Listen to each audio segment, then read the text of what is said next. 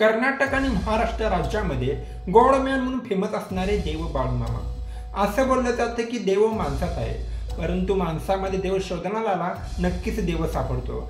असेच एक जिवंत उदाहरण म्हणजे कोल्हापूर जिल्ह्यातील देव बाळूमामा। आणि हल्ली तर काय कॉलेजच्या मुलांचं ताईतच बनलं आहे, ते म्हणजेच देव बाळूमामा। देव बाळूमामा हे भारतीय धनगर समाजातील एक देव माणूस। देव बाळूमामा म्हणजे शिवाचा अवतार होते। देव बाळूमामा यांनी संपूर्ण जगाला आपले कुटुंब मानले होते, त्यामुळे त्यांना लोकांनी जगद्गुरू ही पदवी दिलेली होती। देव बाळूमामा यांचे गुरु कारगुटीतील मुळे महाराज होते। बाळूमामांनी श्री क्षेत्र मेटके येथे खांब रोवलेला होता। त्या खांबाबद्दल आपल्याला नेहमी माहिती ऐकायला मिळते, काही गोष्टी देखील आपल्या कानी पडतात। भूतबाधा उतरण्याचा तो खांब आहे असे काही लोकांचं म्हणणं आहे, परंतु त्या खांबाचा नेमका खरा इतिहास काय आणि त्या खांबामागे नेमकं काय दडलेलं आहे आज आपण पाहूया। नमस्कार, मी दत्तराज, तुम्ही पाहताय एन्जॉय सक्सेस। श्री क्षेत्र मेटके येथे बाळूमामांची कीर्ती ओळखून तिथल्या लोकांनी बाळूमामांच्या भंडाऱ्याचे आयोजन केलेले होते। त्या भंडाऱ्याची उधळण, पालखी, दिंडी आणि मेंढ्यांची सेवा पाहून बाळूमामा संपूर्णपणे भारावून गेलेले होते आणि त्या भंडाऱ्याची आठवण राहावी आणि बाळूमामांची आठवण राहावी म्हणून श्री क्षेत्र मेटके येथील लोकांनी तिथे खांब लावण्याचे ठरवले आणि त्यांनी देव बाळूमामांना सांगितले। एका भक्ताने सागवानाचे झाड कापून श्री क्षेत्र मेटके येथे आणले। देव बाळूमामांनी आपल्या चमत्काराने त्या झाडाला एका खांबामध्ये रूपांतरित केले। असत्याने वाईट गोष्टींना पाचार मारतो, म्हणजेच की असत्याने वाईट गोष्टींना मी आळा घालतो, या मंत्राने देव बाळूमामांनी श्री क्षेत्र मेटके येथे खांब रवला। देव बाळूमामांनी श्री क्षेत्र मेटके येथे 1932 मध्ये हा खांब रवला आणि दुसरा खांब त्याने कैलासात म्हणजेच की स्वर्गामध्ये त्यांनी रवलेला होता।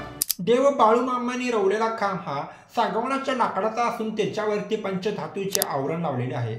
जर तुम्हाला खांबाचे लाकडी स्वरूपामध्ये दर्शन घ्यायचे असेल तर तुम्हाला श्रावण महिन्यामध्ये हा खांब पूर्णपणे उघडा दिसेल, त्यामुळे तुम्ही श्रावण महिन्यामध्ये लाकडी स्वरूपामध्ये या खांबाचं दर्शन घेऊ शकता।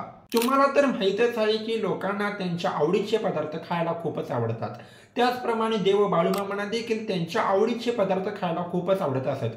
देव बाळूमामांना चंद्याची भाकरी, मुगाचे डांगर, हरभऱ्याची आणि आंबाड्याची पालेभाजी, शेवगाची आमटी हे पदार्थ खूपच आवडत असत। आणि देव बाळूमामा यांचे गुरु मुळे महाराज यांना चहा अतिशय प्रिय होता।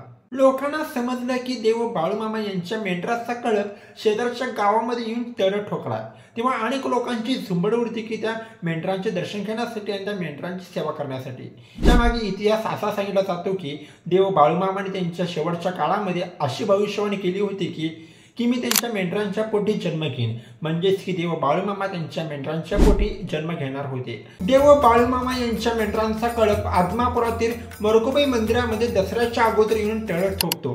दिवसा ही मेंढरे आदमापुरातील डोंगरावर चरतात आणि ते रात्री मरकुबाईच्या माळावरती बसतात। याच काळामध्ये दीपावलीचे पर्व सुरू होते।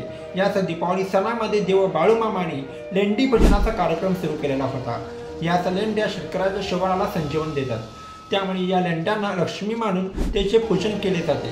त्यामुळे देव बाळूमामाने लेंडी पूजनाची ही प्रथा सुरू केलेली होती। देव बाळूमामाने अखंड नामस्मरण आणि रामकृष्ण हरीचा हा जप अनेक भक्तांच्या मध्ये रुजवून वयाच्या 74व्या वर्षी म्हणजेच की 4 सप्टेंबर 1966 रोजी देव बाळूमामा यांनी आदमापूर येथे समाधी घेतली।